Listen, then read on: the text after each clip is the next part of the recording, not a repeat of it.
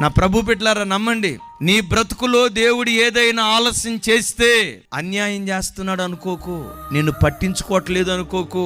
నీ జీవితంలో దేవుడు ఏదైనా ఆలస్యం చేస్తే నిన్ను చిన్న చూపు చూసాడు అనుకోకు. ఎందుకు ఆలస్యం చేస్తున్నాడో తెలుసా? ఒక అద్భుతమైన దాన్ని దేవుడు నీకు ఇవ్వాలని ఆశపడుతున్నాడు. మీరు ఎప్పుడైనా చూడండి, ఒక అద్భుతమైన దాన్ని ఇవ్వాలంటే అద్భుతమైనది ఎప్పుడు ఆలస్యంగానే వస్తుంది.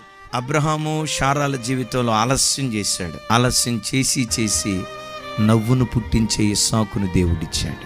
హన్నా ఎల్కానాల జీవితంలో దేవుడు ఆలస్యం చేశాడు. ఆలస్యం చేసి తాను మొదలుకొని బెయిర్షెబ వరకు ప్రఖ్యాతిగాంచిన ప్రవక్తను ఆ ఇంటిలో నుంచి లేవనెత్తాడు.